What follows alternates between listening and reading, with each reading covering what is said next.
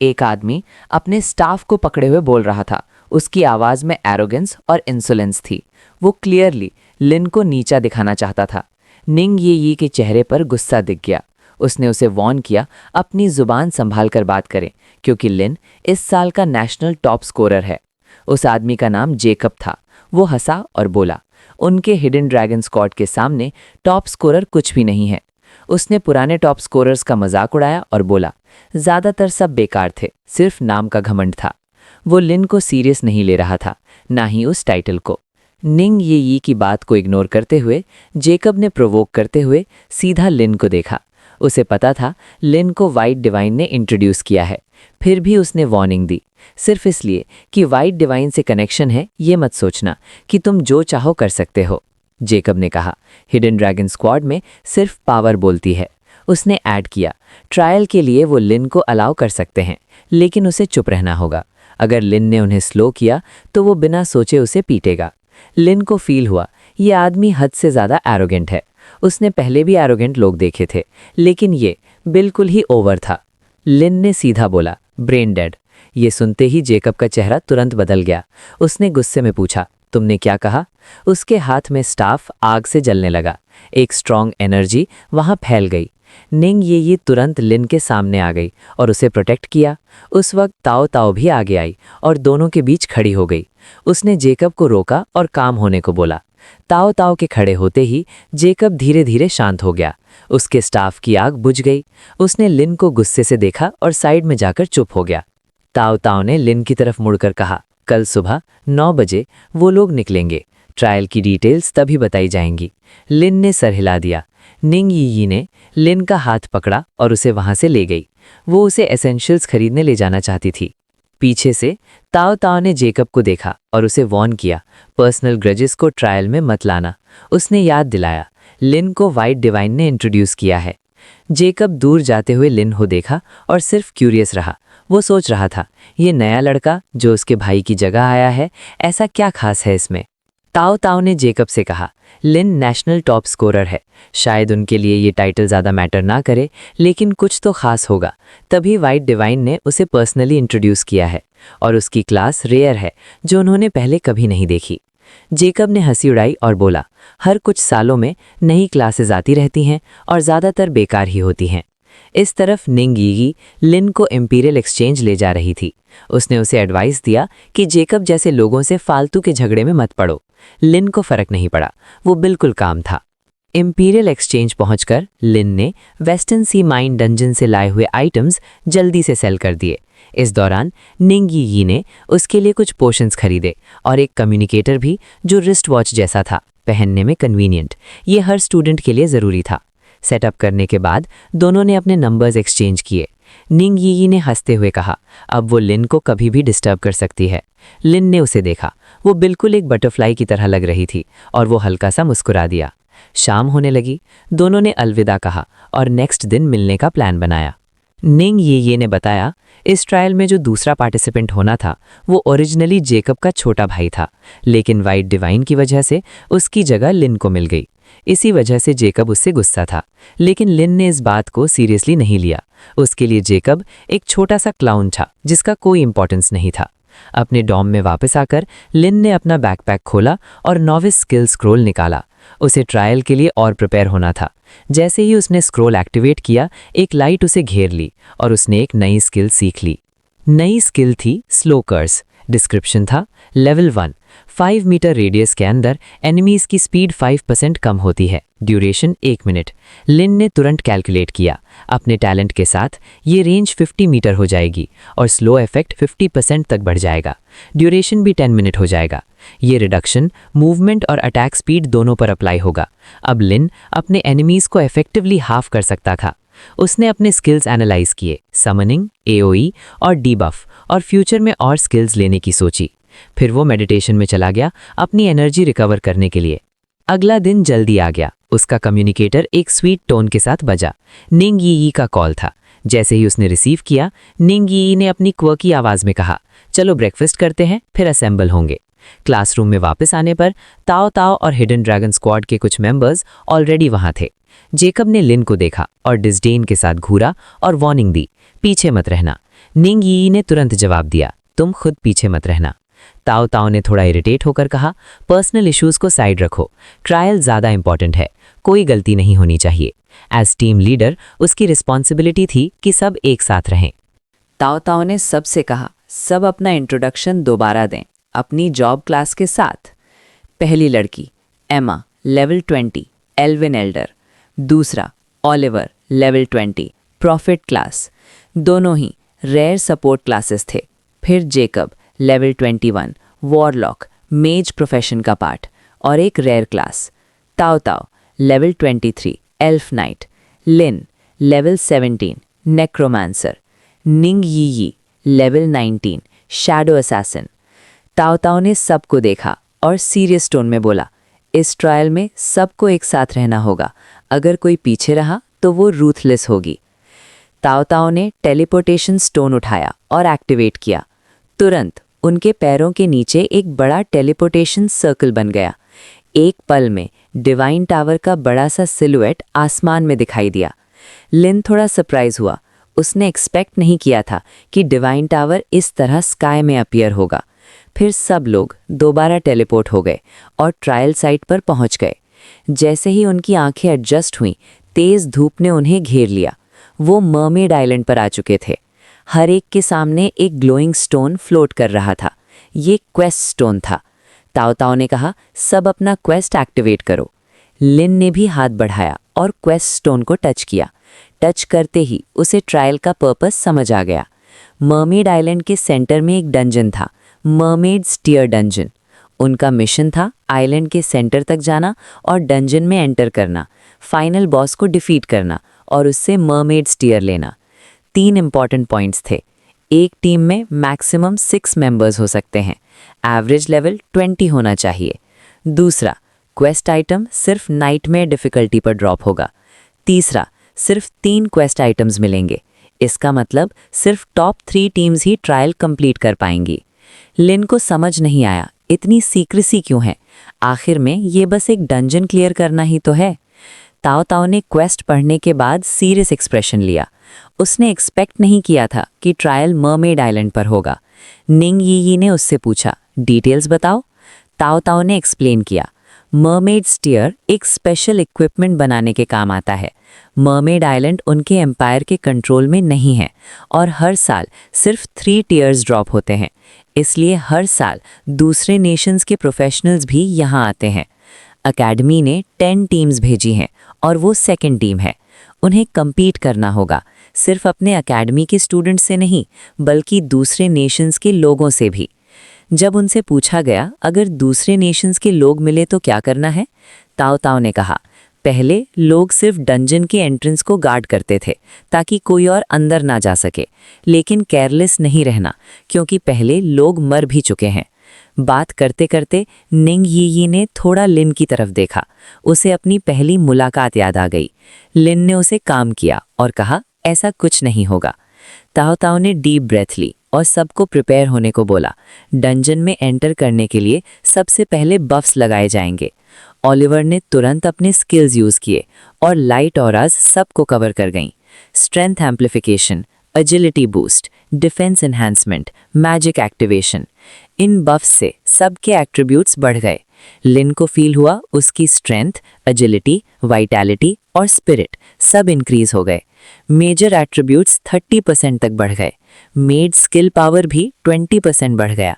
ये सब इफेक्ट्स 1 घंटे तक रहेंगे। पूरी टीम की कॉम्बैट पावर काफ़ी इंक्रीज हो गई। प्रॉफिट क्लास बहुत पावरफुल सपोर्ट क्लास थी, लेकिन लिन के टैलेंट के सामने ये बफ्स इतने इम्पैक्टफुल नहीं लगे। लिन के दिमाग में एक आइडिया आया, अगर प्रॉफिट के बफ्स स्केलेटल वॉरियर पर लगें तो क्या होगा? एक थॉट से एक स्केलेटल वॉरियर तुरंत अपीयर हो गया। उसके आते ही ठंडी हवा चलने लगी।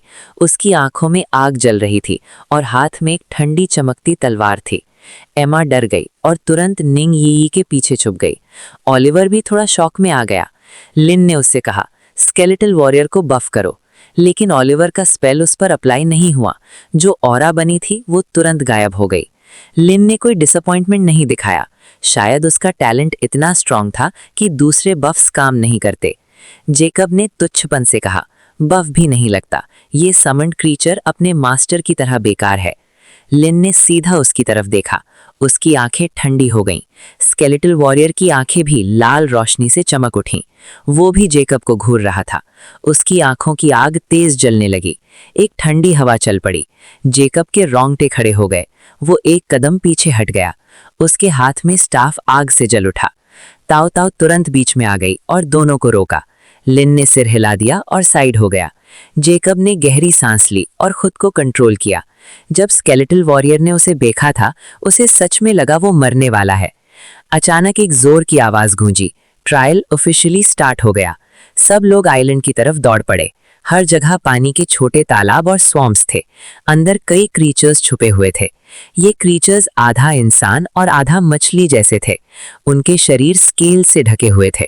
वो बिल्कुल कहानियों के सुंदर मर्मेड जैसे नहीं थे, बल्कि काफी अगली मूरलॉक्स थे। पानी में से अचानक एक मूरलॉक बाहर निकला और सीधा उनकी तरफ चार्ज किया। मरलॉक वॉरियर के एट्रीब्यूट्स ज़्यादा हाई नहीं थे। वो उन तक पहुंचता उससे पहले ही ताओ ताओ ने शील्ड उठाया और चार्ज किया। उसी वक्त एक फायरबॉल उड़ा और सीधा मरलॉक पर लगा। बूम!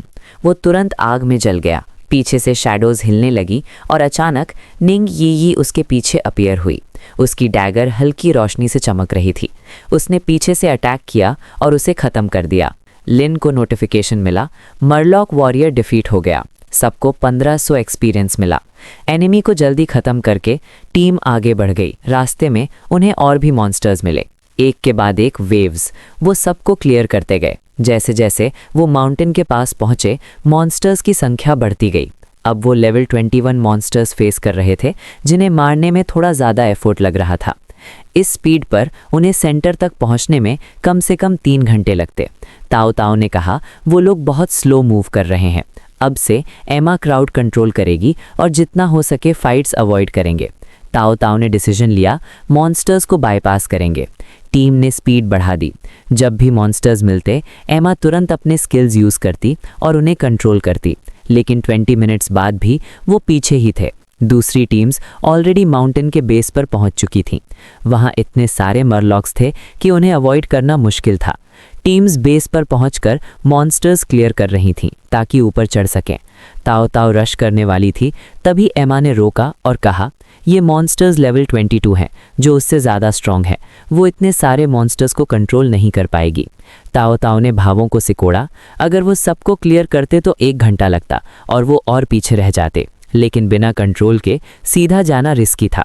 ताओ ताओ एक पल के लिए डिलेमा में पड़ गई। आगे का रास्ता रिस्की था, पीछे रहना भी प्रॉब्लम था। तब लिन ने आगे देखकर एक रूट नोटिस किया। वो एक कदम आगे बढ़ा और बोला, मैं हैंडल करूंगा। जैकब तुरंत हंसा और बोला, तुम लेवल 17, तुम क्या कर लोगे? पूरे रास्ते तुमने कुछ किया भी नहीं, सिर्फ फॉलो कर रहे थे। निंग यी ने तुरंत उसे चुप रहने को बोला।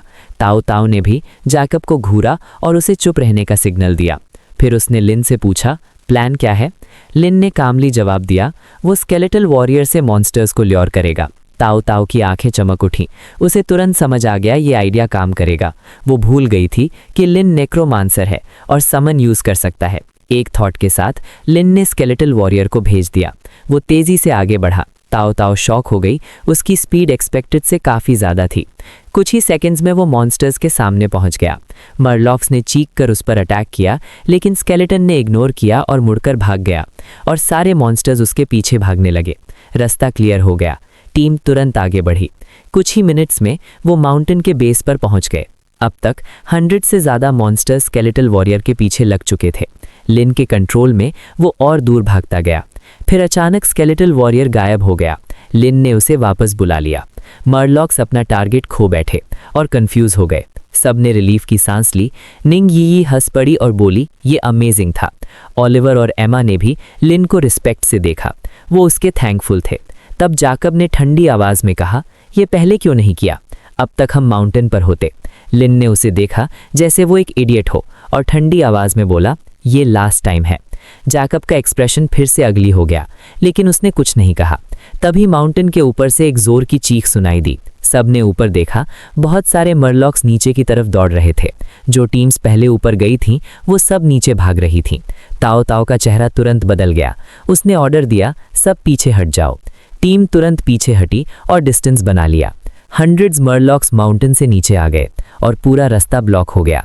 किसी ने जानबूझकर ये मॉन्स्टर्स यहाँ लाए थे और वो उनके एम्पायर का नहीं था, वो किसी दूसरे नेशन का प्रोफेशनल था। वो एक ऑनमियोजी क्लास का था। उसने 2 टैलिस्मन्स निकाले, एक लेफ्ट में एक राइट में फेंका। टैलिस्मन्स हवा में फट गए और 2 बड़े क्रीचर्स अपीयर हुए।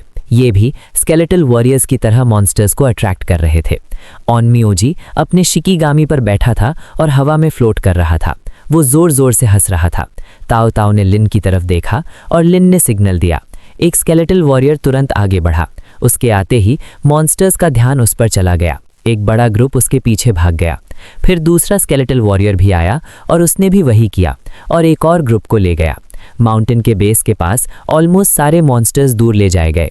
अब सिर्फ माउंटेन के रास्ते वाले मॉन्स्टर्स बचे थे, जिन्हें क्लियर करना अब काफ़ी आसान था। आसपास के स्टूडेंट्स जो उनके एकेडमी के थे, सब लिन की तारीफ करने लगे। तभी तीसरा स्केलेटल वॉरियर भी अपीयर हुआ और सब और एक्साइटेड हो गए। ऑनमियोजी, जो अभी तक अपने शिकीगामी पर था, उसे एक्सपेक्ट नहीं था कि हिडन ड्रैगन स्क्वाड इतनी जल्दी माउंटेन तक पहुंच जाएगी। ये उसके प्लान से बाहर था। वो तुरंत माउंटेन की तरफ भागा। जैसे ही वो ऊपर पहुंचा, आर्चर्स ने एम्बुश किया और माउंटेन के ऊपर से तीर बरसाने लगे। तीर हवा में फट रहे थे और नीचे बारिश की तरह गिर रहे थे। साकुरा एम्पायर के आर्चर्स अचानक अटैक कर रहे थे। ये एक एम्बुश था। मेजेस ने तुरंत मैजिकल बैरियर बनाया। नाइट्स ने अपने डिफेंसिव स्किल्स एक्टिवेट किए। लिन के सामने 2 स्केलेटल वॉरियर्स आ गए और उसे और निंग यी को शील्ड किया। पहली क्लैश के बाद किसी साइड को क्लियर एडवांटेज नहीं मिला। फॉर्मेशन थोड़ी मैसी हो गई और सब तरफ केओस था। लिन अभी तक एक्टिवली फाइट नहीं कर रहा था। वो कॉशियस था। अगर स्केलेटन किसी को मार देता तो सिचुएशन बिगड़ सकती थी, इसलिए वो कंट्रोल में था। इंटेंस बैटल के बावजूद सिर्फ माइनर इंजरीज हुई थी। तब जैकब ने अचानक बोला, कैप्टन, मैं दूसरी टीम ज्वाइन करना चाहता हूँ। ताओ ताओ शॉक हो गई। उसे ये एक्सपेक्ट नहीं था। जैकब ने सीधा लिन की तरफ इशारा किया, या तो ये रहेगा या मैं। ओलिवर और एमा भी हैरान हो गए। उन्हें लगा ये वक्त ऐसी बात करने का नहीं है। ओलिवर ने सीरियस टोन में कहा, तुम हद पार कर रहे हो। एमा ने भी कहा, अगर लिन ने मॉन्स्टर्स ल्योर नहीं किए होते तो हम यहाँ तक नहीं पहुँचते। लेकिन जैकब ने सबको इग्नोर कर दिया और बोला, कैप्टन, डिसीजन लो। ताओ ताओ ने पहले लिन की तरफ देखा, फिर जेकब की तरफ। वो क्लियरली जेकब के बिहेवियर से खुश नहीं थी, लेकिन जेकब कॉन्फिडेंट था। उसे लग रहा था कैप्टन उसे ही चूज करेगी, क्योंकि टीम को मेज चाहिए और बिना उसके टीम कंप्लीट नहीं होगी। वो वेट कर रहा था, अपने चेहरे पर एक अगली स्मॉग के साथ। ताओ ताओ ने डिसीजन ले लिया। उसकी नज़र जेकब पर टिक गई और उसने सीधा कहा, तुम टीम छोड़ दो। जेकब शॉक में रह गया। उसे यकीन नहीं हुआ। ये उसने एक्सपेक्ट नहीं किया था। वो कुछ बोल नहीं पाया, बिल्कुल चुप हो गया, जैसे उसके पास कोई वर्ड्स ही नहीं बचे। ताओ ताओ ने जेकब की तरफ देखा और शांत आवाज में कहा, तुम्हें ग्रुप छोड़ देना चाहिए। कुछ ही पल पहले जेकब कॉन्फिडेंट था। उसे पूरा यकीन था कि ताओ ताओ उसे ही चूज करेगी, लेकिन उसकी एक्सपेक्टेशन के बिल्कुल ऑपोजिट जो जवाब मिला, उसने उसे चुप कर दिया। उसे लगा शायद उसने गलत सुना है। उसने ताओ ताओ से पूछा, क्या तुम क्रिएशन एकेडमी में नहीं जाना चाहती? फिर उसने वार्निंग दी, अगर वो टीम छोड़ दे तो सबका ट्रायल वहीं ख़त्म हो जाएगा।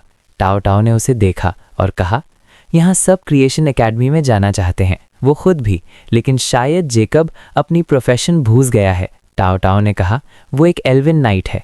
नाइट्स का अपना क्रीड होता है। अगर लिन ना होता तो वो लोग यहाँ तक कभी नहीं पहुँचते, और लिन को हटाना वो कभी नहीं करेगी। लिन धीरे से खड़ा हुआ और बोला, सब लोग प्रिपेयर हो जाओ, डंजन में एंटर करते हैं। ताओ ताओ हैरान रह गई। उसे समझ नहीं आया लिन क्या कह रहा है। अभी भी दोनों साइड्स एंट्रेंस के लिए फाइट कर रही थी। कोई भी डंजन के पास नहीं जा पा रहा था। जैसे ही लिन खड़ा हुआ, निंगी भी तुरंत उठ गई। वो हंसी और ताओ ताओ का हाथ पकड़कर उसे भी उठाया। ताओ ताओ कंफ्यूज थी। उसने पूछा, हम कैसे अंदर जाएंगे? ओलिवर और एमा भी सेम सोच रहे थे, लेकिन फिर भी वो लिन के पीछे चल पड़े। लिन सीधा डंजन एंट्रेंस की तरफ बढ़ा। निंगी खुशी से उछलती हुई उसके पीछे चल रही थी। उसे लिन पर पूरा भरोसा था। ताओ ताओ ने सोचा, अगर सिचुएशन खराब हुई तो वो वापस आ सकते हैं और उसके होते हुए वो सेफ रहेंगे। साकुरा एम्पायर के लोग शायद किसी को मारने की हिम्मत नहीं करेंगे। जैसे ही वो ग्रुप डंजन के पास पहुंचा, साकुरा एम्पायर के लोगों का ध्यान तुरंत उन पर गया। वो चिल्लाने लगे और उन्हें वार्निंग दी, आगे एक कदम भी मत बढ़ाना। उन्होंने अपने सोर्ड्स निकाले और वेपन्स उठा लिए। एक पल में सब रेडी हो गए। लिन बिल्कुल भी नहीं रुका, वो आगे बढ़ता रहा। टाओ टाओ का दिल तेज धड़क रहा था। उसने अपना शील्ड उठा लिया। ओलिवर और एमा बहुत टेंस हो गए। सिर्फ निंगी यही बिल्कुल काम थी। उसने कहा, टेंशन मत लो, सब ठीक होगा। उसी पल लिन ने आगे इशारा किया। वूश! डजन स्केलेटल वॉरियर्स तुरंत उसके आसपास अपीयर हो गए। एक बड़ा प्रोटेक्टिव सर्कल बन गया। सब अटैक्स इजीली ब्लॉक हो गए। सब लोग शॉक हो गए। किसी ने एक्सपेक्ट नहीं किया था कि लिन इतने सारे स्केलेटन समन कर सकता है, और एनिमी के अटैक्स इतने वीक लग रहे थे। ग्रुप ऑफ 5 अटैक्स इग्नोर करते हुए आगे बढ़ने लगे, स्टेप बाय स्टेप डंजन के पास। साकुरा एम्पायर के लोग फिर से चार्ज किए, लेकिन लिन ने उन्हें इग्नोर किया और सीधा नाइटमेयर डिफिकल्टी सिलेक्ट कर ली। एक पल में वो सब डिसअपियर हो गए। लिन और उसकी टीम स्केलेटल वॉरियर्स के साथ डंजन के अंदर आ गए। टाओ टाओ ने गहरी सांस ली और थोड़ा रिलैक्स हुई, लेकिन तुरंत उसने एक प्रॉब्लम नोटिस की। उनके पास प्रॉपर डैमेज डीलर नहीं था। वो सोच रही थी, अब क्या करेंगे। निंगी ये हंसी और बोला, बस लिन पर ट्रस्ट करो, उसके स्केलेटन्स बहुत स्ट्रांग हैं। अब सबके पास कोई ऑप्शन नहीं था, उन्हें उसकी बात माननी पड़ी। टाओ टाओ ने कहा वो मॉन्स्टर्स का एग्रो लेगी और एमा हीलिंग हैंडल करेगी। एमा ने कॉन्फिडेंट होकर अपनी चेस्ट टैप की। ओलिवर बफ्स लगाने लगा, लेकिन तब तक लिन ऑलरेडी आगे बढ़ चुका था। जब सब अभी प्रिपेयर कर रहे थे, अचानक सिस्टम नोटिफिकेशन आया। Level 21 elite murloc warrior defeated. 10,000 experience मिला, 10 फिश स्केल्स मिले। ओलिवर और एमा, जो अभी बफ कर रहे थे, शॉक हो गए। उन्होंने तुरंत आगे देखा। एक एलीट मर्लॉक जमीन पर गिरा हुआ था। टाओ टाओ की आंखें खुल गईं। वो डिसबिलीफ में लिन को देख रही थी। वही एक थी जिसने एक्चुअल सीन देखा था। नाइटमेयर डंजन में नॉर्मली एक मॉन्स्टर को मारने में काफ़ी टाइम लगता है, लेकिन लिन के स्केलेटन्स ने कुछ हिट्स में उसे ख़त्म कर दिया। टाओ टाओ अभी भी समझने की कोशिश कर रही थी अभी क्या हुआ। निंगी ये हंसी और बोला, मैंने कहा था ना, लिन के स्केलेटन्स अमेजिंग हैं। ओलिवर चिल्लाया, मैंने अभी बफ्स कंप्लीट नहीं किए। टाओ टाओ ने सर हिला दिया और बोला, अब उसकी ज़रूरत नहीं है। सब लोग जल्दी लिन के पीछे चलो। स्केलेटल वॉरियर्स आगे से लगातार रैम्पेज स्ट्राइक यूज़ कर रहे थे। जो भी मॉन्स्टर आता तुरंत मर जाता। टाओ टाओ ने कभी नहीं सोचा था डंजन क्लियर करना इतना ईजी हो सकता है। पहले वो फ्रंट लाइन में लड़ती थी, हर अटैक को हैंडल करती थी और टीम को प्रोटेक्ट करती थी, लेकिन अब उसे कुछ करना ही नहीं पड़ रहा था। ओलिवर और एमा भी सेम फील कर रहे थे। काफ़ी देर कॉरिडोर में चलने के बाद वो एंड तक पहुंच गए। एक बड़ा कैवर्न सामने था। अचानक निंग यी ने पानी में एक शैडो देखी और डिटेक्शन स्पेल यूज़ किया। ये क्वीन का पेट स्नेक था, एलीट बॉस, 30 मीटर लंबा पाइथन। उसके स्टैट्स बहुत हाई थे, गॉब्लिन किंग से भी ज़्यादा और स्केलेटल वॉरियर्स के बराबर। ताओ ताओ ने तुरंत लिन की तरफ देखा। वो एग्रो लेने वाली थी, लेकिन लिन ने उसे रोका और बोला, ज़रूरत नहीं है। टीम ने कुछ किया ही नहीं और स्केलेटन्स ऑलरेडी चार्ज कर चुके थे। लिन ने और स्केलेटन समन नहीं किए। उसके लिए जो ऑलरेडी थे वो काफ़ी थे। स्केलेटल वॉरियर्स पाइथन पर जंप कर गए। पाइथन ऊपर उठ गया और अपनी टेल से अटैक किया। कई स्केलेटन्स दूर उड़ गए। ये उसका पहला स्किल था, विप्लैश। पाइथन की एजिलिटी अनएक्सपेक्टेडली हाई थी। स्केलेटन्स उसे हिट नहीं कर पा रहे थे। वो केव में फास्ट मूव कर रहा था और टेल से अटैक करता जा रहा था। ताओ ताओ टेंशन में आ गई। वो देख रही थी कितनी देर स्केलेटन स्टिक पाएंगे। तब लिन ने उसे काम किया। लिन के हाथ में हल्का सा ग्लो आया। उसने पाइथन की तरफ इशारा किया। ये उसकी नई स्किल थी, स्लो कर्स। पाइथन के शरीर पर जैसे एक लाल चेन बन गई। तुरंत उसकी स्पीड आधी हो गई। अब स्केलेटल वॉरियर्स उसे आसानी से पकड़ पा रहे थे। तलवार और एक्सेस लगातार उस पर गिरने लगे। पाइथन दर्द से चिल्लाने लगा। ताओ ताओ ने तुरंत पहचान लिया, ये कर्स स्किल है। लिन ने सिर हिला दिया। स्ट्रॉन्ग समन्स और डीबफ स्किल्स। ताओ ताओ सोचने लगी, ये नेक्रोमैंसा क्लास आखिर है क्या। स्पीड एडवांटेज खोने के बाद पाइथन को सीधा फाइट करना पड़ा। अचानक उसने एक और स्किल यूज़ की, डेथ कॉइल। कुछ स्केलेटल वॉरियर्स उसके अंदर टाइटली स्क्वीज हो गए। हड्डियां टूटने की आवाज़ आई, लेकिन वो डिस्ट्रॉय नहीं हुए। फिर पाइथन ने वेनम स्पिट किया, लेकिन वो अनडेड पर काम नहीं करता। पाइथन ने सब ट्राई किया, लेकिन कुछ काम नहीं आया। कुछ ही मिनट बाद एक स्केलेटल वॉरियर ने उसका सर पियर्स कर दिया। पाइथन ने लास्ट स्क्रीम दी और गिर गया। सिस्टम नोटिफिकेशन आया, level 23 elite boss defeat. 50,000 experience मिला, सिल्वर ग्रेड आर्मर मिला और मॉन्स्टर कोर भी। ताओ ताओ ने सिस्टम नोटिफिकेशंस देखे और फिर लिन की तरफ देखा। उसके चेहरे पर डिसबिलीफ था। वो बोली, क्या ये इतनी जल्दी खत्म हो गया? लिन ने सिर हिला दिया, लेकिन बाकी सब अभी भी शॉक में थे। निंग यी खुशी से हंसी और बोली, मैंने कहा था ना, लिन अमेजिंग है। उसने सबको बोला, जल्दी संभालो और आगे बढ़ो। जब सब नॉर्मल हुए, वो लिन के पीछे चल दिए। केव में स्मेल काफी स्ट्रांग थी। लड़कियों ने अपनी नाक बंद कर ली। जैसे जैसे वो आगे बढ़े, एक नया सीन सामने आया। एक बड़ा पैलेस, मर्मेड क्वीन का पैलेस। केव से बिल्कुल अलग, ये जगह क्लीन और ऑर्डरली थी। उनके सामने पैलेस का एंट्रेंस था और उस तक के रास्ते पर मरलॉक गार्ड्स पेट्रोल कर रहे थे। हर स्क्वाड में 3 एलीट मरलॉक सोल्जर्स थे। निंग येई ने काउंट किया, टोटल 60 स्क्वाड्स, मतलब 180 एलीट मरलॉक्स। ताओ ताओ ने याद किया पहले लोग क्या करते थे। वो स्लोली कॉर्नर में मॉन्स्टर्स को टारगेट करते और एक एक करके क्लीन करते। ये स्लो प्रोसेस था, लेकिन सेफ था। अब सबकी नज़र लिन पर थी।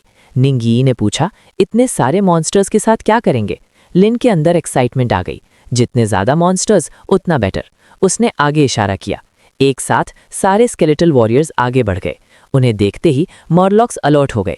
एक डिटेक्शन स्पेल यूज हुआ और उनके एट्रीब्यूट्स दिख गए। उनमें स्ट्रेंथ और वाइटैलिटी हाई थी, लेकिन स्केलेटल वॉरियर्स से फिर भी कमज़ोर थे। जल्दी ही बहुत सारे मॉरलॉक स्केलेटल वॉरियर्स के पास इकट्ठा हो गए। स्केलेटल वॉरियर्स ने रैम्पेज स्ट्राइक यूज़ किया और मॉरलॉक्स ने भी अपनी एबिलिटीज़ यूज़ की, लेकिन क्लैश में स्केलेटन्स ही जीते। लिन ने धीरे से कहा, अपने कान बंद करो। निंग यी ने तुरंत फॉलो किया। बाकी सब कन्फ्यूज थे। एक जोर का एक्सप्लोजन हुआ और सब हिल गए।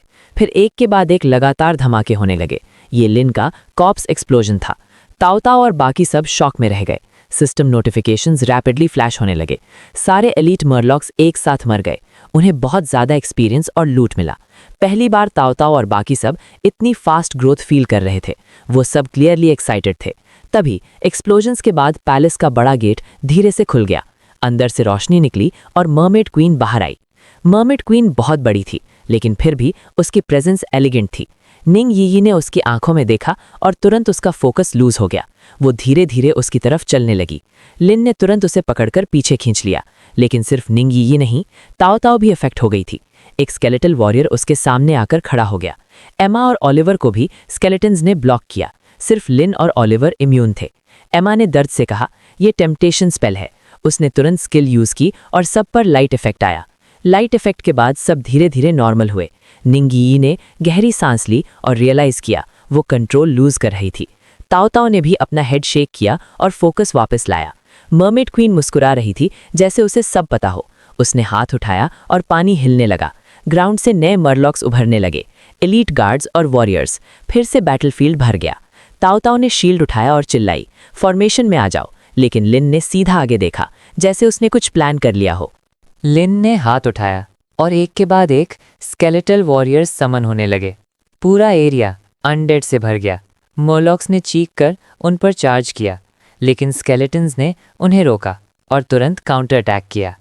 रैम्पेज स्ट्राइक हर डायरेक्शन में चल रहा था। डेड बॉडीज ग्राउंड पर गिरने लगी। लिन की आंखें बिल्कुल ठंडी थीं। वो हर मूवमेंट कैलकुलेट कर रहा था। फिर उसने धीरे से कहा, एक्सप्लोड, और एक के बाद एक डेड बॉडीज फटने लगी। पूरा बैटलफील्ड एक्सप्लोजन से भर गया। लगातार एक्सप्लोजन्स के बाद बैटलफील्ड बिल्कुल खाली हो गया। सारे मरलॉक्स खत्म हो चुके थे। सिर्फ मर्मेड क्वीन अकेली खड़ी थी। उसकी आंखों में अब पहले जैसी शांति नहीं थी। वो गुस्से में थी। उसने जोर से चीख मारी और पानी का एक बड़ा वेव उठाया। वो सीधा टीम की तरफ आया। ताओ ताओ ने शील्ड उठाया और इम्पैक्ट को रोकने की कोशिश की, लेकिन फोर्स बहुत ज़्यादा था। वो पीछे स्लाइड कर गई। ओलिवर और एम्मा भी बैलेंस लूज कर गए। सिर्फ लिन अपनी जगह पर खड़ा रहा, जैसे उसे फर्क ही नहीं पड़ा। लिन ने सीधा मर्मेड क्वीन की तरफ देखा। उसने हाथ उठाया और स्लो कर्स एक्टिवेट किया। लाल चेन जैसी एनर्जी क्वीन के शरीर पर लपेट गई। उसकी मूवमेंट तुरंत स्लो हो गई। अब स्केलेटल वॉरियर्स उसे आसानी से सराउंड कर पा रहे थे। क्वीन ने रेजिस्ट करने की कोशिश की, लेकिन कर्स बहुत स्ट्रांग था। तलवारें लगातार उस पर गिरने लगीं। उसने चीख कर पानी को कंट्रोल करने की कोशिश की, लेकिन स्केलेटन्स उसे रुकने नहीं दे रहे थे। ताओ ताओ और बाकी सब बस खड़े देख रहे थे। उन्हें समझ आ गया था फाइट अब खत्म होने वाली है। मर्मेड क्वीन लगातार डैमेज ले रही थी। उसकी चीखें पूरे हॉल में गूंज रही थीं, लेकिन कोई फर्क नहीं पड़ा। स्केलेटल वॉरियर्स बिना रुके अटैक करते रहे। फिर एक पावरफुल स्ट्राइक लगा और उसका शरीर हिल गया। उसकी आंखों की रोशनी धीरे धीरे कम हो गई। आखिरी बार उसने लिन की तरफ देखा, जैसे वो समझ गई हो कि कौन रिस्पॉन्सिबल है। फिर वो गिर गई। सिस्टम नोटिफिकेशन आया, final boss defeat, mermaid's tear drop हुआ। बहुत सारा एक्सपीरियंस मिला और रेयर आइटम्स भी। ताओ ताओ ने धीरे से कहा, यह सब इतनी जल्दी खत्म हो गया। निंगी मुस्कुराई और लिन की तरफ देखा, जैसे सब कुछ ऑब्वियस हो।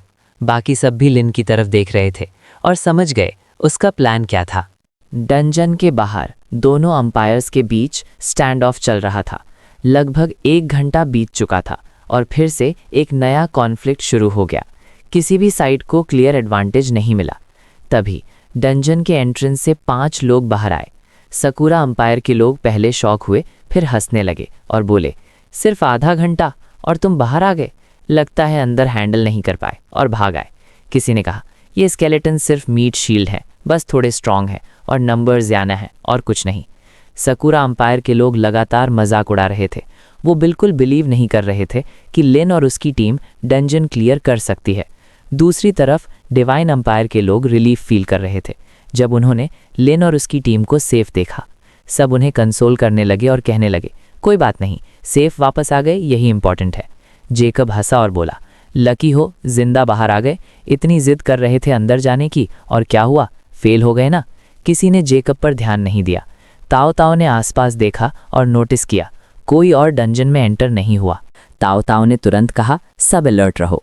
ऑलिवर और एमा ने अपने वेपन्स निकाले और डंजन के एंट्रेंस के सामने खड़े हो गए। ताओ ताओ ने निंग यी की तरफ देखा और सिग्नल दिया। निंग यी ने बैग से कूल डाउन एम्यूलेट निकाला और सर हिलाकर बताया वो रेडी है। सबके सामने निंग यी ने एम्यूलेट एक्टिवेट किया। एक हल्की रोशनी चमकी और डंजन का कूल डाउन तुरंत रीसेट हो गया। दोनों तुरंत दोबारा डंजन में घुस गए। ताओ ताओ, ऑलिवर और एमा ने उन्हें चीयर किया और फिर डिवाइन एम्पायर के ग्रुप में वापस आ गए। जब सबने देखा कि निंग यी ने कूल डाउन एम्यूलेट यूज़ किया तो सब समझ गए कि वो कोई ऑर्डिनरी इंसान नहीं है। एक बेसिक कूल डाउन एम्यूलेट मिलना बहुत मुश्किल होता है और बहुत महंगा भी। कुछ लोगों ने नोटिस किया कि दोनों ने नाइटमेयर डिफ़िकल्टी सिलेक्ट की है।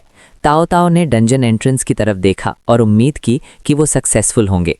एमा हंसी और बोली, हमने लिन की पावर देखी है, वो डेफिनेटली ठीक रहेंगे। ताओ ताओ ने भी स्माइल की और अपना शील्ड रख दिया। डंजन के अंदर निंग यी का चेहरा चमक रहा था, जैसे वो बहुत खुश हो।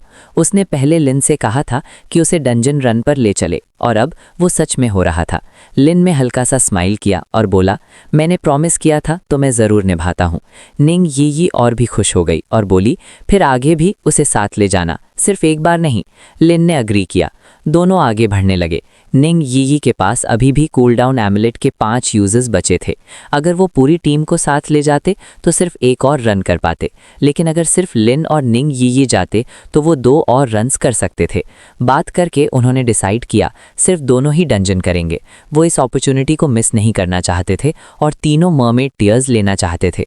पिछले एक्सपीरियंस की वजह से लिन ने टाइम वेस्ट नहीं किया।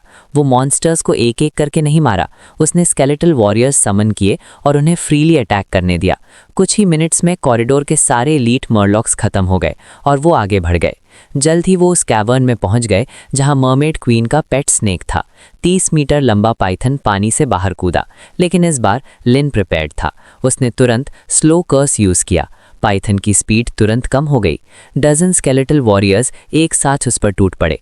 पाइथन रिएक्ट भी नहीं कर पाया और कुछ ही पल में गिर गया। सिस्टम नोटिफिकेशन आया, लेवल 23 पेट स्नेक डिफीट। 1,25,000 एक्सपीरियंस मिला, सिल्वर टियर आर्मर मिला और इंटरमीडिएट मॉन्स्टर कोर भी। पिछली बार ये स्टेज क्लियर करने में बहुत टाइम लगा था, लेकिन इस बार सिर्फ 5 मिनट लगे। निंग ये मुस्कुराई, उसकी आंखें क्रेसेंट मून जैसी हो गईं। उसने लिन की तारीफ की और कहा वो और भी स्ट्रांग हो गया है। दोनों आगे बढ़े मर्मेड क्वीन के पैलेस की तरफ। जल्द ही वो एंट्रेंस पर पहुंच गए। बाहर बहुत सारे एलीट मर्लॉक सोल्जर्स पेट्रोल कर रहे थे। स्केलेटल वॉरियर्स तुरंत आगे बढ़े और सबको जल्दी एलिमिनेट कर दिया। फिर पैलेस का गेट खुला और एक ब्लू ग्लो निकला। अंदर से मर्मेड क्वीन बाहर आई। मर्मेड क्वीन बहुत सुंदर थी, लेकिन डेंजरस भी। निंग ये तुरंत लिन के पीछे छुप गई ताकि वो उसकी आंखों में न देखे और उसके स्पेल का शिकार न बने। लिन ने उसे शील्ड की तरह प्रोटेक्ट किया। निंग ये हंसी और बोली, गो लिन, आई चूज यू। लिन हल्का सा हंसा और सर हिला दिया। इस बार वो पहले से प्रिपेयर्ड था। उसने तुरंत स्लो कर्स यूज किया। क्वीन की स्पीड काफी कम हो गई। स्केलेटल वॉरियर्स ने डेड मर्लॉक्स उठाए और क्वीन की तरफ फेंक दिए। फिर लिन ने कहा एक्सप्लोड। एक के बाद एक एक्सप्लोजन्स होने लगे। मरमेड क्वीन चीख उठी। उसे अपनी स्किल्स यूज करने का मौका ही नहीं मिला। कुछ ही पल में वो गिर गई। सिस्टम नोटिफिकेशन आया, mermaid queen defeat. 2 lakh experience मिला, सिल्वर टीयर वेपन मिला, मरमेड स्टीयर डैगर और एक स्पेल बुक भी। और मरमेड स्टीयर ड्रॉप हुआ। निंग यी बाहर आई और ताओ ताओ, एमा और ओलिवर को ग्रीट किया। फिर उसने कूल डाउन एमुलेट दोबारा यूज किया। कुछ सेकंड्स बाद वो दोनों फिर से डंजन में एंटर कर गए। साकुरा एम्पायर के लोग कंफ्यूज हो गए। वो समझ नहीं पा रहे थे ये लोग अंदर जाकर तुरंत बाहर क्यों आ रहे हैं। सिर्फ 10 मिनट हुए थे। इतना टाइम एक मॉन्स्टर मारने के लिए भी काफ़ी नहीं होता। कुछ लोग हंसने लगे और बोले रिच लोग बस वेस्ट करना जानते हैं। इतना वैल्यूबल कूल डाउन एमुलेट ऐसे ही यूज़ कर दिया। उन्हें क्या पता अंदर क्या हो रहा है। वो कभी इमेजिन भी नहीं कर सकते कि लिन और निंग यी नाइटमेयर डंजन क्लियर कर रहे हैं। सिर्फ टाओ टाओ और उसकी टीम को पता था अंदर क्या चल रहा है। तीनों ने एक दूसरे की तरफ देखा। उनकी आंखों में शॉक और एक्साइटमेंट था। उन्हें पता था लिन सोलो डंजन क्लियर कर सकता है, लेकिन इतनी स्पीड ये उन्होंने एक्सपेक्ट नहीं किया था। डंजन के अंदर निंग यी बार बार अपना टाइमर देख रही थी। वो जानना चाहती थी इस बार कितना टाइम लगेगा और क्या वो अपना प्रीवियस रिकॉर्ड तोड़ पाएंगे। लिन उसकी हरकतें देखकर हंसा। दूसरे लोग ट्रायल को मिशन समझते हैं, लेकिन निंग यी इसे गेम की तरह ट्रीट कर रही थी। जब उन्होंने मरमेड क्वीन को डिफीट किया, फाइनल टाइम आया 8 मिनट्स 58 सेकेंड्स, पिछली बार से भी फास्ट। अब उनके पास तीसरा मरमेड टीयर भी था। दोनों डंजन से बाहर आ गए। इस बार वो दोबारा अंदर नहीं गए। साकुरा एम्पायर के लोग जोर जोर से चिल्लाने लगे और उनका मजाक उड़ाने लगे, लेकिन उनकी आंखों में जलन ज्यादा थी। वो कूल डाउन एम्यूलेट छीन लेना चाहते थे।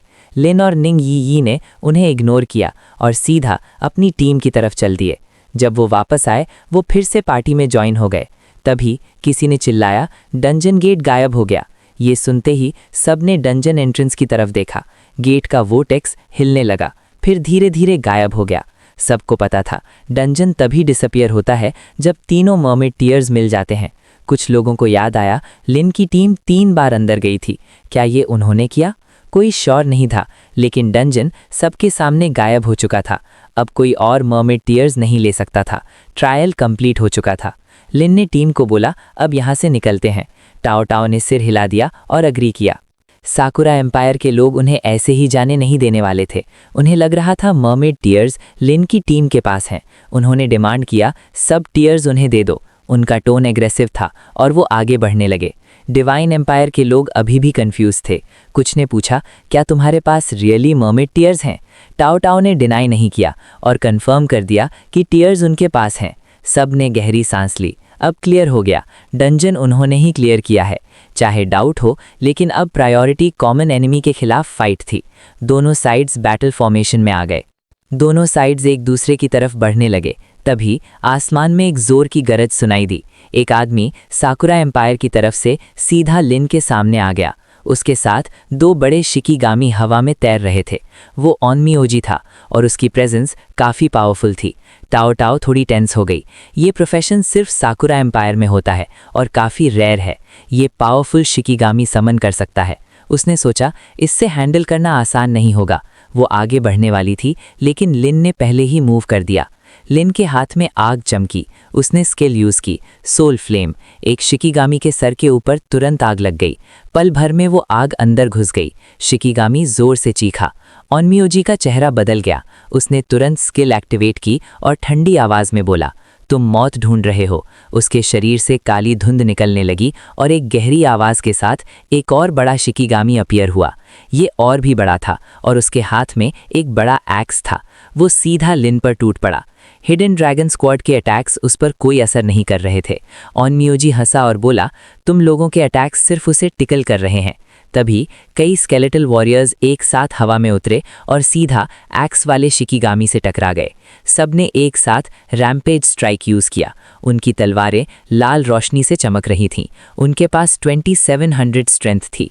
अगले ही पल वो बड़ा शिकीगामी तोड़ दिया गया और ब्लू स्मोक बनकर हवा में गायब हो गया। लिन खुद थोड़ा सरप्राइज हो गया, इतना पावरफुल दिखने वाला इतना वीक कैसे हो गया। बाकी सब लोग भी शॉक में रह गए। उनके अटैक्स उस पर काम नहीं कर रहे थे, लेकिन लिन के स्केलेटन्स ने उसे कुछ ही स्ट्राइक्स में खत्म कर दिया। क्या शिकीगामी वीक था या स्केलेटन ज्यादा स्ट्रांग थे, ये समझना मुश्किल था। शिकीगामी के डिस्ट्रॉय होते ही ऑनमियोजी को बैकलैश लगा। उसका चेहरा सफ़ेद पड़ गया और उसने खून थूक दिया। उसी वक्त लिन के हाथ में फिर से आग चमकी। दूसरा शिकीगामी, जो ऑलरेडी पेन में था, फिर से सोल फ्लेम से हिट हुआ। 2 स्केलेटल वॉरियर्स चुपचाप उसके पास आए और उस पर अटैक किया। ये देखकर ऑनमियोजी घबरा गया और जोर से चिल्लाया। उस वक्त दोनों साइड्स का बैटल रुक गया। सब लोग इस सीन को देख रहे थे। साकुरा एम्पायर के लोग लिन को डर के साथ देख रहे थे। उन्हें यकीन नहीं हो रहा था कि उसके स्केलेटन्स इतने पावरफुल हैं जो उनके स्ट्रॉन्गेस्ट शिकीगामी को आसानी से तोड़ सकते हैं। वो लिन के लेवल और प्रोफेशन के बारे में सोचने लगे। ऑनमियोजी को पता था लिन लेवल 17 नेक्रोमांसर है। उसने सोचा शायद उसने कोई यूनिक टैलेंट अवेकन किया है। सिर्फ लेवल 17 पर इतना पावरफुल होना नॉर्मल नहीं है। ये प्रोफेशन उनके सोच से ज़्यादा स्ट्रॉन्ग है। ऑनमियोजी ने तुरंत डिसीजन लिया। उसे ये इन्फॉर्मेशन वापस ले जाना है डिवाइन एम्पायर के पास। एक नया पावरफुल प्रोफेशनल है। ये जानते ही वो बिना पीछे देखे अपने शिकीगामी पर बैठकर वहाँ से निकल गया, अपनी टीम को छोड़कर। ये देखकर सकुरा एम्पायर के लोग और ज़्यादा घबरा गए। तभी और स्केलेटल वॉरियर्स ज़मीन से निकल आए, एक लाइन में खड़े हो गए। उनके शरीर से ठंडी ब्लू रोशनी निकल रही थी और उनकी तलवारें चिलिंग लाइट से चमक रही थी। उनकी आंखों की आग लगातार जल रही थी। वो धीरे धीरे सकुरा एम्पायर की तरफ बढ़ने लगे। ये देखकर सकुरा एम्पायर के लोग और रुक नहीं पाए। पहले एक भागा, फिर सब भागने लगे। पूरी फॉर्मेशन टूट गई। हर कोई चिल्लाता हुआ पीछे हटने लगा। डिवाइन एम्पायर के लोग हंसने लगे और आपस में बात करने लगे। ये लोग कितने फनी हैं, इतनी जल्दी डरकर भाग गए। इतने सारे प्रोफेशनल्स कुछ स्केलेटन से डर गए, बिल्कुल यूजलेस हैं। किसी ने कहा, अगर ये स्केलेटन्स नाइटमेयर डंजन क्लियर कर सकते हैं तो रियल फाइट में ये लोग खुद ही मर जाएंगे। सब हंस रहे थे और रिलैक्स्ड फील कर रहे थे। सब लोग लिन की तरफ देख रहे थे। उसके एक्शंस सबके दिमाग में क्लियर थे। उसने जो अभी किया वो सबके लिए काफ़ी था। सिर्फ जेकब रिलैक्स्ड नहीं था। उसकी नज़र बार बार लिन पर जा रही थी। उसकी आंखों में रिजेंटमेंट और रिग्रेट था। अगर उसने पहले ताओताओ को फोर्स नहीं किया होता और टीम को थ्रेटन नहीं किया होता तो वो भी ट्रायल कंप्लीट करने वालों में होता। फिर उसने अपना सर हिला दिया और सोचा उसने कुछ गलत नहीं किया। उसका गुस्सा और हेट्रेड अब भी लिन पर था। पार्टी वापस ट्रायल स्टोन के पास आई और ट्रायल कंप्लीट किया। एक ब्राइट लाइट ने सबको घेर लिया। कुछ ही पल में वो सब डिवाइन टावर के शैडो के सामने खड़े थे। फिर एक गहरी आवाज़ गूंजी, ट्रायल मिशन खत्म हो गया है, रिटर्न शुरू हो रहा है। एक एक करके सब टेलीपोर्ट होने लगे। सिर्फ 10 सेकंड्स में वो एकेडमी वापस आ गए। क्लासरूम के अंदर निंग यी थक कर सीधा डेस्क पर गिर गई। ताओताओ ने स्माइल की और रिलैक्स हुई। वो क्लियरली रिलीव थी। ताओताओ लिन के पास आई और उसका थैंक्स किया। ट्रायल में उसकी हेल्प बहुत इंपॉर्टेंट थी। लिन ने सीधा कहा, थैंक्स की ज़रूरत नहीं है। निंग यी तुरंत बोली, ताओताओ ज़्यादा फॉर्मल हो रही है। लिन ज़्यादा बोलता नहीं, लेकिन वो दिल से अच्छा है। चाहे वो उससे ज़्यादा टाइम से न जानती हो, फिर भी उसे लिन पर पूरा ट्रस्ट था। ताओताओ मुस्कुराई और दोनों को देखा। तभी लिन का कम्युनिकेटर बीप हुआ। एक नया मैसेज आया, वाइट डिवाइन का। उसे एडमिनिस्ट्रेशन ऑफिस बुलाया गया। कुछ ही देर बाद लिन एडमिनिस्ट्रेशन ऑफिस पहुंच गया। वाइट डिवाइन वहां उसका इंतज़ार कर रहा था। उसने हंसते हुए लिन को पास बुलाया और बोला, उसने ट्रायल का रिकॉर्डिंग देखा है और लिन का परफॉर्मेंस एक्सीलेंट था। लिन को समझ नहीं आया उसे क्यों बुलाया गया है। उसने सीधा कहा, उसने बस जो एक्सपेक्टेड था वो किया। वाइट डिवाइन और ज़्यादा हंसा और बोला, जीत या हार दोनों में काम रहना, यही एक टॉप वॉरियर की पहचान है। वो लिन से काफ़ी खुश था। फिर उसने पूछा, क्या तुम्हें पता है मर्मेड टीयर का यूज़ क्या है? लिन ने सर हिला दिया। उसे कुछ नहीं पता था। वो अभी भी कंफ्यूज्ड था कि मर्मेड टीयर का एक्चुअल यूज़ क्या है। वाइट डिवाइन ने बताया, बहुत कम लोग इसका यूज़ जानते हैं क्योंकि ज़्यादातर लोग इस लेवल पर इससे यूज़ नहीं कर सकते। ये आइटम लेवल 40 के सेकंड अवेकनिंग में हेल्प करता है। ऐसे आइटम्स बहुत रेयर होते हैं, चाहे ये लोअर ग्रेड का हो फिर भी बहुत वैल्यूएबल है। इस बार सकूरा एम्पायर को लोकेशन और टाइमिंग का पता चल गया था और ट्रायल फेल हो सकता था, लेकिन लिन की वजह से उन्होंने मर्मेड टियर सिक्योर कर लिया। वाइट डिवाइन ने फिर पूछा, तुम्हें रिवॉर्ड में क्या चाहिए? लिन को याद आया वो अपनी बहन के बारे में इन्फॉर्मेशन नहीं देख पा रहा था। उसने वाइट डिवाइन से कहा, क्या वो उसकी हेल्प कर सकता है? वाइट डिवाइन हंसा, जैसे वो ऑलरेडी ये एक्सपेक्ट कर रहा हो। उसने बताया, लिन की बहन क्रिएटर एकेडमी ज्वाइन कर चुकी है, इसीलिए उसकी इन्फॉर्मेशन ब्लैंक दिख रही थी। क्रिएटर एकेडमी के स्टूडेंट्स के रिकॉर्ड्स हिडन होते हैं। ये सुनकर लिन थोड़ा शॉक हो गया। उसकी बहन इतनी जल्दी उस एकेडमी में कैसे पहुंच गई? लिन को याद आया ताओ ताओ का ड्रीम भी क्रिएटर एकेडमी ज्वाइन करना था। निंग यी और शार्लेट ने भी उसे वहीं ज्वाइन करने को कहा था। उसके दिमाग में ये एकेडमी हमेशा मिस्टीरियस थी और अब उसकी बहन ऑलरेडी वहाँ थी। वो सोचने लगा, उसने इतनी जल्दी कैसे ज्वाइन किया? वाइट डिवाइन ने उसकी आंखों में सवाल देख लिया, लेकिन रूल्स की वजह से वो ज़्यादा नहीं बता सकता था। जब तक लिन खुद क्रिएटर एकेडमी ज्वाइन न करे वो अपनी बहन से नहीं मिल सकता। लिन ने बिना डिले के पूछा, उस एकेडमी में एंटर करने का रिक्वायरमेंट क्या है? वाइट डिवाइन ने जैसे ये सवाल एक्सपेक्ट किया हो अपना कम्युनिकेटर निकाला और कुछ चेक किया। कुछ ही सेकंड्स में लिन के डिवाइस पर एक नया मैसेज आया। वाइट डिवाइन ने कहा उसकी बहन के बारे में ये बेसिक इन्फॉर्मेशन थी, इसीलिए ये रिवॉर्ड काउंट नहीं होगा। लिन कोई और रिवॉर्ड मांग सकता है। थोड़ी देर सोचकर लिन ने कहा उसे एक कूल डाउन एम्यूलेट चाहिए। वो जानता था ये कितना रेयर होता है और उसके लिए कितना यूज़फुल होगा। वाइट डिवाइन ज़ोर से हंसा और बोला, एक बेसिक कूल डाउन एम्यूलेट भी बहुत वैल्यूएबल होता है। सिर्फ एक ट्रायल से ये रिवॉर्ड नहीं मिलता, लेकिन वो उसे एक और टास्क दे सकता है। अगर वो कंप्लीट करे तो वो एम्यूलेट देगा। लिन ने बिना सोचे हाँ कर दिया। लिन जानता था कूल डाउन एम्यूलेट कितना पावरफुल होता है। इससे वो शॉर्ट टाइम में बार बार डंजन्स कर सकता है और अपनी लेवलिंग स्पीड बहुत फास्ट कर सकता है। वाइट डिवाइन ने कहा, पहले लेवल 20 तक पहुंच जाओ, फिर ये टास्क लेना। अगर जल्दी है तो अकेडमी के डंजन हॉल में जाओ, वहाँ फास्ट लेवल अप हो सकता है। फिर वाइट डिवाइन ने एक टेलीपोर्टेशन स्टोन दिया और बोला, ये डंजन हॉल का स्पेशल पास है, हर स्टूडेंट के पास नहीं होता। लिन ने कुछ नहीं कहा और तुरंत टेलीपोर्टेशन स्टोन यूज़ कर लिया। वाइट डिवाइन थोड़ा सरप्राइज हो गया और अगले ही पल लिन डंजन हॉल में पहुंच गया। लिन ने कम्युनिकेटर खोला और रिक्वायरमेंट्स पढ़ी जो वाइट डिवाइन ने भेजी थीं क्रिएटर एकेडमी ज्वाइन करने के लिए। पहली रिक्वायरमेंट थी लेवल 30 तक पहुंचना। इन्फॉर्मेशन के हिसाब से उसकी बहन सिर्फ 4 महीने में लेवल 16 से लेवल 30 पहुंच गई थी। नॉर्मली लेवल 20 से 30 तक पहुंचने में लगभग 1 साल लगता है। लिन समझ नहीं पाया उसकी बहन ने कैसे किया, लेकिन वो खुश था कि वो और स्ट्रांग हो गई है। फिर उसने सेकंड रिक्वायरमेंट पढ़ी, level 30 dungeon abyssal frontier hell difficulty पर क्लियर करना। ये रिक्वायरमेंट काफ़ी चैलेंजिंग लग रही थी। हेल डिफ़िकल्टी नाइटमेयर से भी ज़्यादा टफ होती है। लिन सोचने लगा, जब वो लेवल 30 होगा क्या वो इसे सोलो कर पाएगा? फिर उसने थर्ड रिक्वायरमेंट पढ़ी, 1000 कंट्रीब्यूशन पॉइंट्स। लेकिन ये पॉइंट्स कैसे मिलते हैं ये उससे समझ नहीं आया। ये एकेडमी वाले नॉर्मल पॉइंट से अलग थे। तभी पीछे से एक हल्की आवाज़ आई। लिन ने मुड़कर देखा, एक लड़की खड़ी थी, थोड़ी शाय लग रही थी। उसने हिम्मत जुटाकर पूछा, क्या ये तुम्हारा पहला टाइम है डंजन हॉल में? लिन ने सर हिला दिया। लड़की ने अपना नाम बताया, हारमनी। उसने ऑफर किया वो लिन को डंजन हॉल समझा सकती है। लिन समझ गया यहाँ कुछ फ्री नहीं मिलता, ये उसका साइड हसल है। उसने सीधा पूछा, कितना चार्ज करेगी? हारमनी थोड़ी नर्वस हुई और बोली, 100 पॉइंट्स, जैसे वो प्राइस कम करने वाली हो। लेकिन लिन के लिए ये अमाउंट कुछ नहीं था। उसने तुरंत पॉइंट्स ट्रांसफ़र कर दिए। पॉइंट्स मिलते ही हारमनी ने रिलीफ ली और मुस्कुराकर थैंक्स बोला। हारमनी ने डंजन हॉल एक्सप्लेन करना शुरू किया। इसका मेन पर्पस है स्टूडेंट्स को डिफरेंट डंजन्स एक्सेस देना। लेवल 20 के नीचे 2 डंजन्स हैं, लेवल 20 से 30 के बीच 18 डंजन्स हैं, लेवल 30 से 40 के बीच 20 डंजन्स हैं और लेवल 40 से 70 के बीच 52 डंजन्स हैं। साथ ही 2 बड़े रेड डंजन्स हैं जो 40 लोगों के लिए हैं और एक एक्स्ट्रा लार्ज डंजन 100 लोगों के लिए।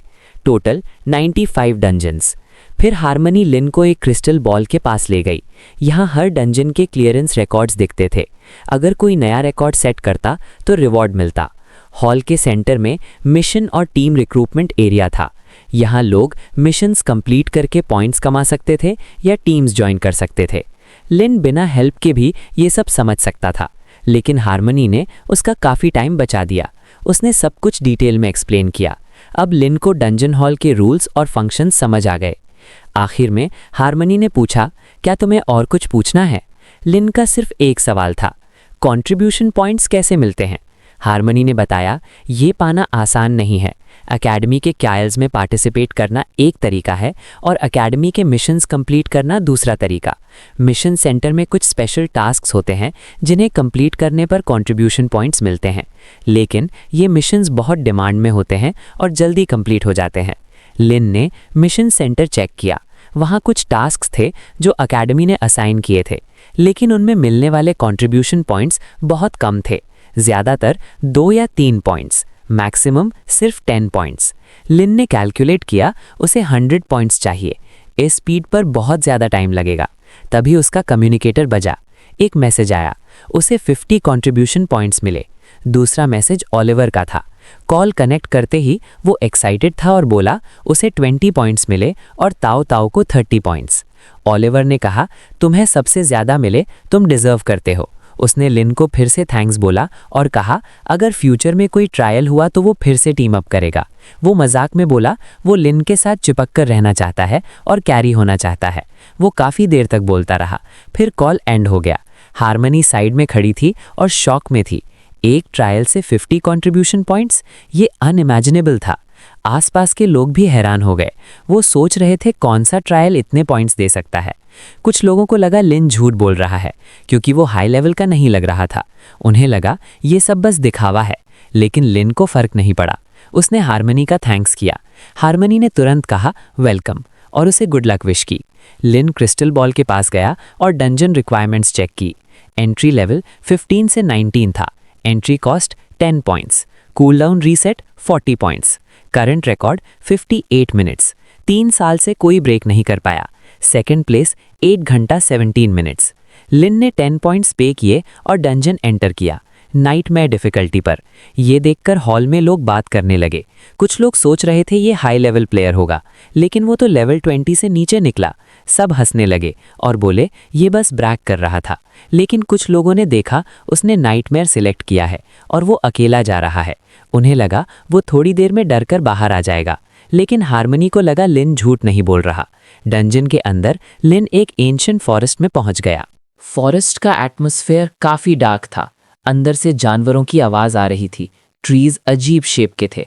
लिन ने बहुत सारे स्केलेटल वॉरियर्स समन किए और अपना लेवल चेक किया।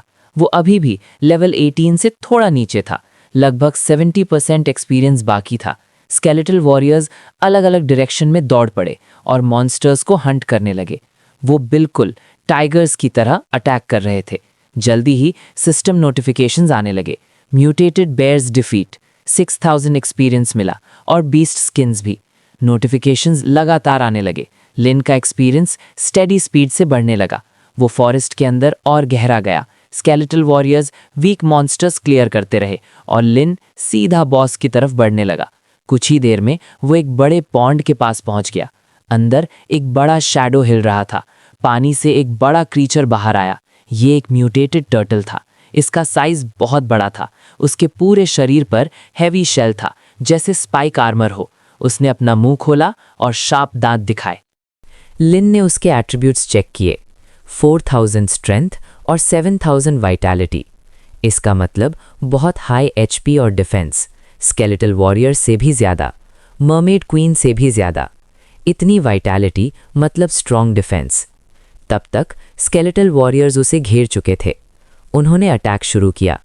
तलवारें शेल पर लगीं। आयन जैसी आवाज़ आई।